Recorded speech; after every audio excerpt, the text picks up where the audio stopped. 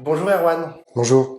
merci d'avoir accepté mon invitation. Erwan, tu es sociologue et spécialiste de l'extrême droite et de l'écologie politique, c'est un peu un grand écart, chercheur associé au laboratoire Pacte.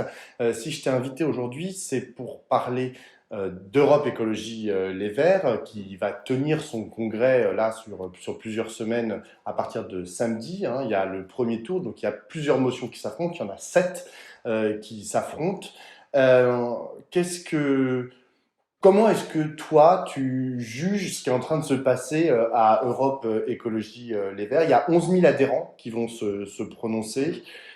Comment est-ce que tu te positionnes par rapport à ce qui est en train de se passer? C'est quoi ta première vue d'ensemble, en gros, de ce congrès? Je dirais que la grande question pour les observateurs extérieurs de ce parti, depuis longtemps, moi j'ai écrit des livres sur l'écologie politique depuis maintenant pas mal d'années, la grande question c'est comment ce parti qui représente une idée très populaire dans la population, est d'abord aussi petit, rarement 10 000 personnes, entre 5 000 et 10 000 plus généralement, ça c'est la première chose, et puis quelle est la continuité ou la rupture que ce congrès va marquer en 2022, fin 2022, après ce qui s'est passé aux dernières élections. Et quand je dis les dernières élections, il y a bien sûr les législatives où la NUPES leur a permis d'avoir 23 députés, c'est inédit dans l'histoire de l'écologie politique.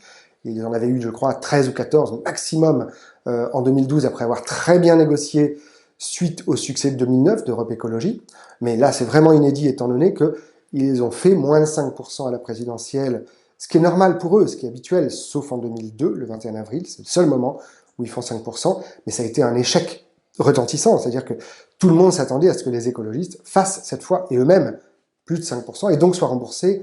Là, il y a un trou dans la caisse, il y a un échec, et cela, surtout après un succès aux européennes, je le rappelle, de 2019, un succès aux municipales de 2020 avec plein de grandes villes qui basculent du côté de l'écologie et de la citoyenneté, c'est jamais les écologistes tout seuls, et donc on s'attendait à ce que les écologistes réussissent le pari de faire un bon score à la présidentielle. Je fais partie des gens qui leur disent régulièrement il ne faut pas forcément aller à la présidentielle, en tout cas pas tout seul. C'est pas une élection qui est faite pour l'écologie.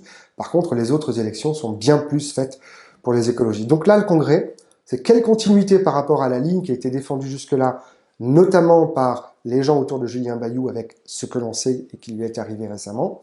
En quoi Marine Tondelier, qui est une des candidates et aujourd'hui clairement la favorite, va être une solution de continuité, mais quand même aussi de changement, parce que ce parti, ce petit parti, a la nécessité impérieuse de se modifier, de se transformer, de devenir un parti plus agréable, plus attirant. Il y a plein d'enjeux dans ce congrès. Alors, si je puis me permettre, as parlé de rupture et de continuité. La candidate à la présidence d'Europe, je ne sais pas si on dit président, Secrétaire national. secrétaire nationale d'Europe Écologie Les Verts, Marine Tondelier, est la favorite aujourd'hui. Elle emmène une motion qui s'appelle la suite. Donc c'est assez clair qu'elle se positionne plutôt dans la continuité que dans la rupture. Mais quels sont déjà, c'est quoi les marqueurs en fait qu'elle avance pour justifier de cette continuité? Qu'est-ce qu'elle trouve super dans le Europe Écologie Les Verts d'aujourd'hui qu'elle voudrait prolonger? Et ensuite, tu parles d'éventuelles ruptures, et c'est sur quel point? C'est sur la stratégie, c'est sur le fond, c'est sur la radicalité? Où est-ce que Europe Écologie Les Verts est attendu, enfin on attend d'Europe Écologie Les Verts de la rupture? Contrairement à ce que pensent un certain nombre d'observateurs extérieurs, il n'y a plus vraiment de tendance chez les écologistes. Il n'y en a plus depuis, on va dire, le début des années 2000, quasiment plus. De tendance au sens historique du terme, où il y avait vraiment des environnementalistes, qu'on appelait les végétariens, et des gens qui étaient plutôt de gauche et qui voulaient une alliance avec la gauche, qui étaient plutôt les voinitistes. Tout ça a un peu disparu au cours des années 2000, et aujourd'hui, il n'y a plus vraiment de grande tendance. On pourrait dire que Yannick Jadot incarne plutôt une forme de réalisme, certains disent droitier, ce qui n'est pas forcément le cas, parce que son origine, lui, Greenpeace, c'est pas tellement la droite, pour le coup, mais c'est vrai qu'il rassemble plutôt des réalistes, on va dire, et puis il y a encore quelques petits courants qui se disent plutôt gauchistes au sein de ELV, et Marine Tondelier, comme le duflotisme, s'est installé au centre, je dirais, du jeu. Il n'y a plus vraiment de tendance en termes gauche, droite, environnementaliste, réalo et fundis, comme les Grunen à une époque. Par contre, il y a des tendances en termes de qu'est-ce qu'il faut changer dans le parti, quelles sont les stratégies finalement. Et là maintenant, la stratégie, ça va être par rapport à la NUPES notamment, à la question de cet accord électoral qui a fonctionné, qui a en tout cas permis aux écologistes de sortir la tête de l'eau et d'avoir beaucoup plus de députés que s'ils étaient évidemment allés seuls au combat, pour le mode de scrutin veut cela. Donc la stratégie, mais aussi la continuité stratégique qui avait pu être celle de s'arrimer à certains mouvements sociaux, à une certaine gauche, puisque Julien Bayou était lui-même issu du mouvement social, beaucoup plus que de l'environnementalisme. Hein. C'était Jeudi Noir, c'était Sauvons les riches, c'était l'activisme écologiste. Le fait de s'arrimer aussi aux mouvements sociaux autour du climat, ce qui a été le cas pour les européennes et qui a valu un très bon score aux européennes sans quasiment faire tellement campagne. En 2019, il n'y a pas eu une campagne choc, il y a eu une campagne qui disait juste on est le mouvement climat en Europe, et ça a fonctionné. Ça a fait plutôt un très bon score pour Yannick Jadot. Donc ça, c'est la continuité, solution de continuité. On ne change pas stratégiquement tout cela. On reste fidèle à l'idée de la NUPES. Néanmoins, ça ne veut pas dire qu'aux européennes, on ira forcément avec LFI parce qu'on a des différences européennes. Et ça, ce sera sans doute une chose à discuter, à négocier stratégiquement. Là où il y a une solution de rupture, c'est une très vieille histoire chez les écologistes, c'est la question de l'organisation interne. En quoi ce parti, qui se veut ultra-démocratique, qui fait une grande place aux minorités, qui a du mal à prendre des décisions, qui coupe les têtes régulièrement dès qu'ils ont des leaders, en quoi ce parti est capable de se réformer pour être plus efficace. C'est une question d'efficacité à l'égard des mouvements sociaux, à l'égard de tout un tas de choses, donc de fonctionnement interne. Et à l'égard de la présidentielle.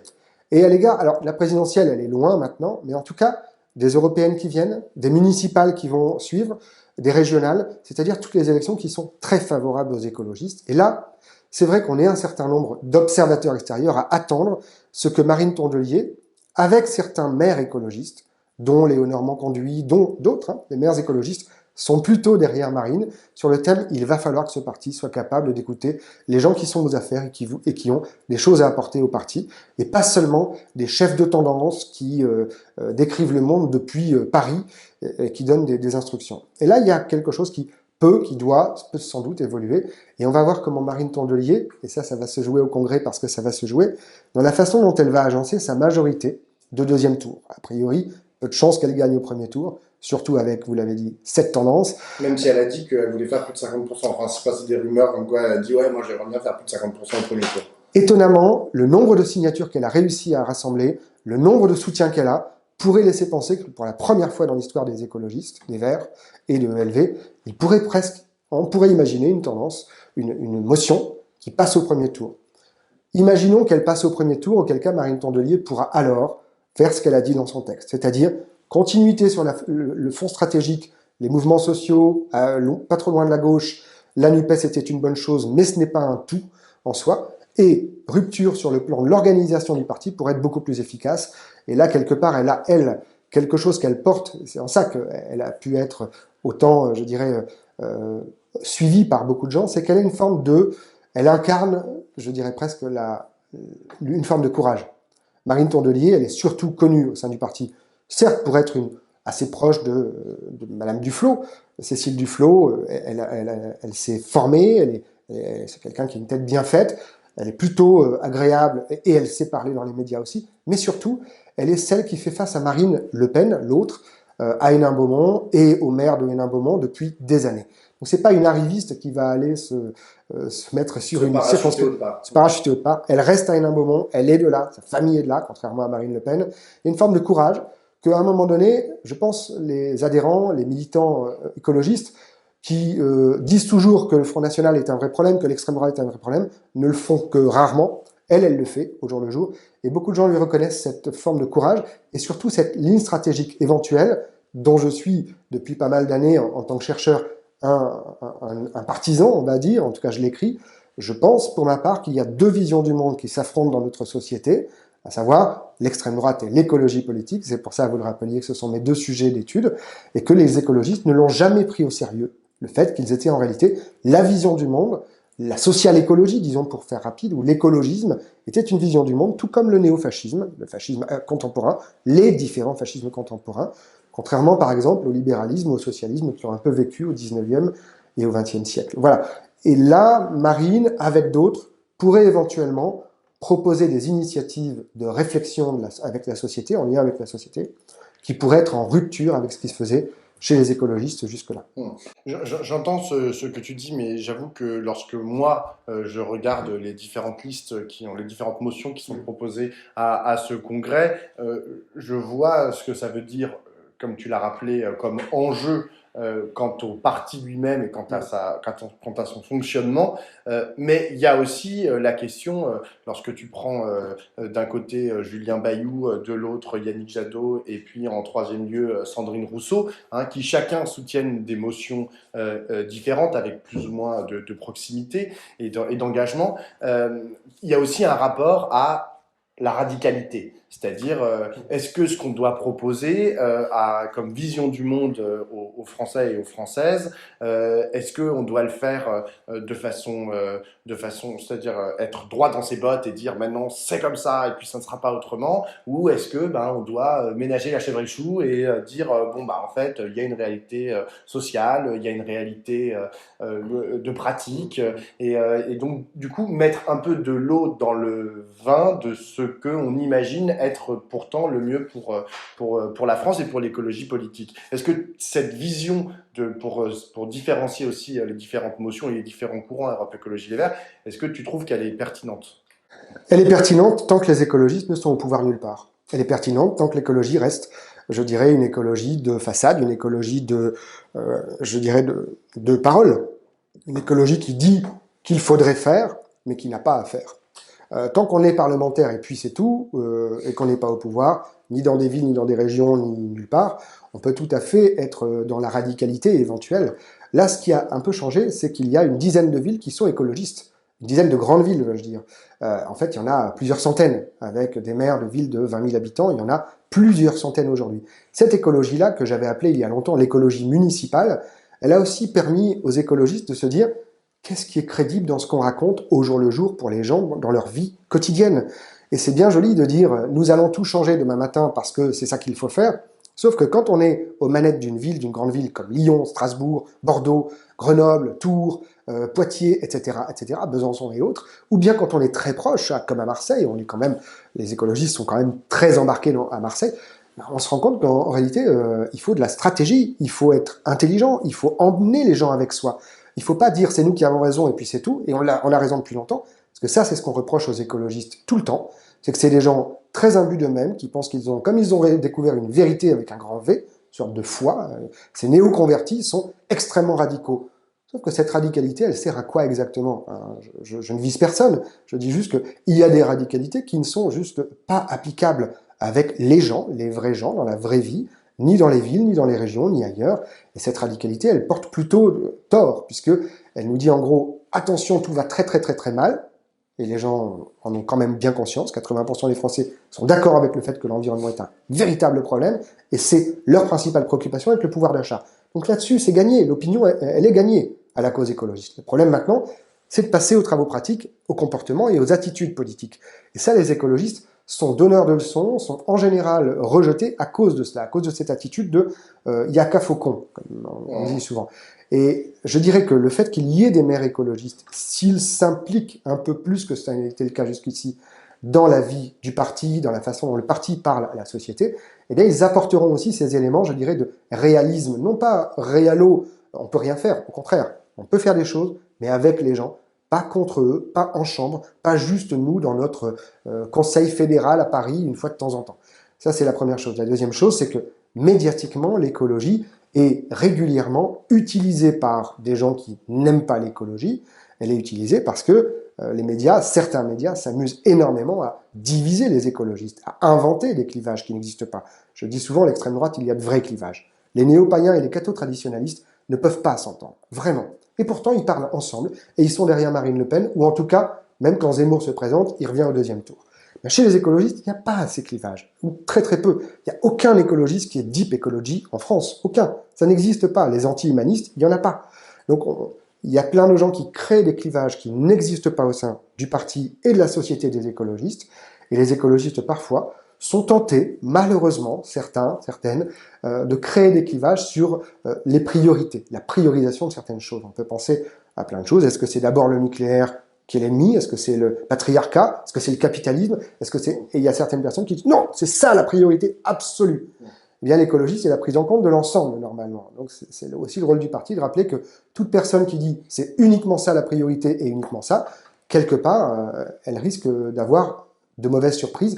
Et c'est sans doute ce qui va se passer à ce congrès, notamment pour les partisans de Sandrine Rousseau, qui a beaucoup énervé les militants, les adhérents. Pendant la campagne des législatives, tout le monde ne parlait que de cela, et ça divisait. Et il est probable que les médias se rendent compte qu'ils aiment bien Sandrine Rousseau et la mettre sur le devant de la scène, voire la faire trébucher, parce que, mine de rien, elle est aussi, entre guillemets, instrumentalisée par le système médiatique. Et par ailleurs, Sandrine Rousseau est une femme très intelligente, qui a de vraies convictions.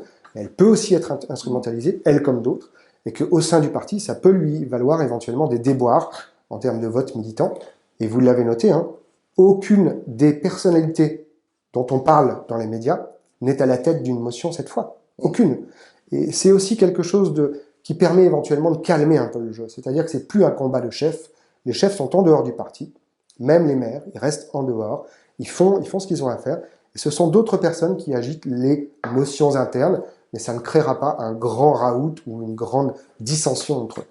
Je comprends tout à fait ce que tu dis et ce que tu racontes sur la radicalité, mais en fait ça me pose une question parce que le problème de l'écologie politique, c'est que elle n'appartient pas qu'à Europe Écologie Les Verts et que les différents partenaires de la NUPES, je pense notamment à la France Insoumise et au Parti Socialiste, entendent aussi utiliser les arguments écologistes pour construire leur ADN politique et leur colonne vertébrale politique. Et du coup, si Europe Écologie Les Verts abandonne en fait sa radicalité sur les questions écologiques, est-ce qu'il n'y a pas un risque que en fait ça soit récupéré par le Parti socialiste ou par Europe Écologie Les Verts? Parce que tu citais les grandes villes qui sont dirigées par des Verts. D'abord, ils le sont souvent dans des coalitions avec d'autres membres de la gauche, mais tu as d'autres villes, je pense notamment à Paris, Paris qui est dirigée par une maire socialiste, Anne Hidalgo, et qui mène une politique qu'on peut quand même définir, je pense assez objectivement, comme écologiste. Il est vrai que dans sa majorité, il y a des écologistes, mais elle est portée avant tout en fait par cette question-là. Du coup, comment est-ce que tu fais? Si tu es plus radical, si tu dis pas l'écologie c'est avant toute chose, si tu mets pas l'écologie en haut, comment est-ce que tu fais pour après te différencier d'un parti socialiste qui se dit aussi écologiste, de LFI qui se dit éco-socialiste? C'est un peu compliqué. Et ça, c'est ma première question. Et la deuxième question, c'est le rapport du coup, aux gens qui aujourd'hui sont le plus visibles sur les questions écologistes, je pense notamment aux jeunes, aux militants climat, qui font des foultitudes d'actions, dernière rénovation, etc., Just Stop Oil, à travers le monde et aussi en France, et qui, eux, on n'a pas l'impression qu'ils sont en hyper-résonance avec l'écologie telle que tu la proposes, l'écologie de stratégie, l'écologie qui dirige des villes, etc. Et pour être plus en résonance avec une écologie plus radicale et plus franche. C'est tout à fait juste. L'écologie a un problème avec la question de sa radicalité et de son positionnement. Et le parti, qui est un petit parti, je le rappelle, écologiste, a toujours eu un problème avec l'idée que la droite, la gauche, les autres partis récupéraient les pans entiers, et ça n'a rien de nouveau. En 1977, Valéry Giscard d'Estaing le faisait. En 1990, François Mitterrand créait, en tout cas aidé à créer Génération Écologie, etc., etc. Il y a toujours eu des partis qui essayaient de prendre l'écologie et de dire il n'y a pas besoin d'un parti écologiste, on va s'en occuper. Première chose, c'est faux. À chaque fois qu'il n'y a pas eu dans certains pays de partis écologistes, eh bien l'écologie avançait moins vite, moins fort et moins loin. Les Grünen en Allemagne ont fait énormément plus avancer que les autres partis. Donc que d'autres partis veuillent se saisir des enjeux de l'écologie. Et je rappelle, l'écologie, ce n'est pas l'environnement. C'est l'environnement plus le social plus une vision sociétale du monde. C'est une vision très globale du monde, et notamment sur l'économie, sur la place des femmes, sur la place, etc., etc. D'où l'écosocialisme de Mélenchon. Exactement, par exemple. Ou la social-écologie définie par d'autres. L'écologisme, on n'utilise jamais ce terme, et pourtant ça devrait exister. L'écologisme, ce n'est pas juste l'environnementalisme. C'est bien plus que cela. Ça, c'est la première chose. Néanmoins, même cet écologisme, cette vision du monde selon laquelle il va falloir renouer un nouveau lien avec la planète, les hommes, la planète et les hommes entre eux d'ailleurs, eh bien, cette vision du monde est en partie récupérée, bien entendu, par un parti socialiste en déshérence d'idées de vision du monde, la social-démocratie ayant la périclité, de la France insoumise qui, elle aussi, manque d'une vision du monde depuis la mort, en gros, de l'idée marxiste, marxiste-léniniste ou marxiste-trotskiste ou autre. Et vous regardez les dirigeants de ce courant-là, ils viennent quand même bien soit du trotskisme, soit du léninisme. Donc, il y a deux visions du monde qui sont des astres, entre guillemets, en train de mourir, et il y a une autre vision du monde, l'écologisme, qui apparaît. Normal que ces gens, ces partis, ces mouvements, essaient de s'agripper à cette vision du monde en développement. Pour autant, j'ai envie de dire, le vrai succès de l'écologisme et même du parti écologique, c'est que tout le monde comprenne la langue et que tout le monde commence à parler la langue. C'est un peu comme si je vous disais, le Front National a parlé la langue d'un post-fascisme dès les années 80, et la droite, puis petit à petit plein d'autres mouvements ont commencé à utiliser son langage, et ça a été sa victoire. Et à la fin, on voit bien que Marine Le Pen récupère les marrons du feu. Et donc, quelque part, j'ai envie de dire, c'est un peu pareil pour l'écologie, comme le disait Gramsci, il faut d'abord gagner la bataille du vocabulaire, la bataille culturelle, et ensuite la bataille politique. Les écologistes ont pensé qu'ils pouvaient directement être élus parce qu'ils avaient raison. Ça ne marche pas comme ça. C'est pas parce qu'on vous reconnaît que vous avez raison sur le fond qu'on vote pour vous. Surtout quand, en gros, vous annoncez une catastrophe et que vous semblez incapable de la résoudre. Ça pose un hiatus, je dirais une dissonance, qui fait que les gens ne votent pas pour les écologistes à certaines élections législatives, présidentielles. Ils votent pour eux, par contre, aux municipales, depuis 1977, aux régionales, aux européennes. Ils font des très bons scores, en général, meilleurs que les autres partis dont on parlait. Donc voilà, les écologistes aujourd'hui, pour le dire rapidement, la radicalité, elle peut très bien appartenir à des mouvements sociaux. C'est pas forcément au parti d'être radical en parole. Par contre, il doit dire, nous sommes là pour incarner ce que les mouvements sociaux, les mouvements climat, et même Extinction Rébellion, et même les Colibris, et même Greenpeace, bref, tous ces mouvements sociaux, qui sont nombreux, c'est des centaines de milliers de personnes, tous ces mouvements sociaux doivent pouvoir conserver leur radicalité. D'une certaine façon, le parti n'a pas à leur dire ce qu'ils doivent faire.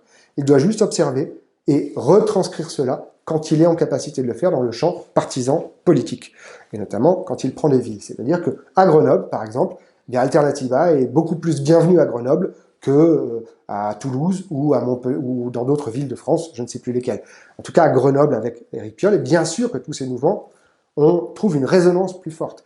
Et les uns et les autres, ça s'aide sans avoir besoin de le dire, ça s'entraide sans avoir besoin de le dire. C'est ce qu'on appelle un mouvement social. Un mouvement social, avant, voilà, une minorité active devient mouvement social, et le mouvement écologiste n'est pas encore devenu tout à fait un mouvement social.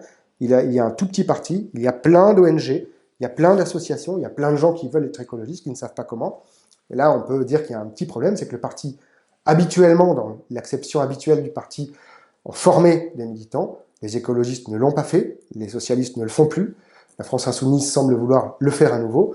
Aujourd'hui, il n'y a plus que le Front National qui réfléchit à former ses militants. Ça peut aussi poser une question dans notre société. Il y a tout un tas de militants écologistes du parti qui ne sont pas formés collectivement, qui pensent avoir raison, et ce n'est pas forcément le cas. Donc pour le congrès qui vient, ce sera aussi un des enjeux. Est-ce que ce parti veut devenir un vrai parti mouvementiste et potentiellement un parti de masse, auquel cas il doit être capable de vraiment s'ouvrir, de vraiment former ses militants, de vraiment s'organiser et d'arrêter de tuer tous les gens qui ne pensent pas exactement à 100% comme eux, parce que ce sera un peu la vision qu'on doit avoir quand on est écologiste, c'est pas de savoir si EELV va gagner des élections. Ça, c'est une des choses intéressantes, mais sans plus. La question qu'il faut se poser, notamment dans un congrès de EELV, c'est comment est-ce que les idées que les écologistes portent deviennent non seulement majoritaires dans l'opinion, mais aussi culturellement et aussi politiquement un jour, bientôt, puisqu'il paraît que nous n'avons plus tellement de temps avant de changer les choses. Merci beaucoup, Erwan. Merci à vous.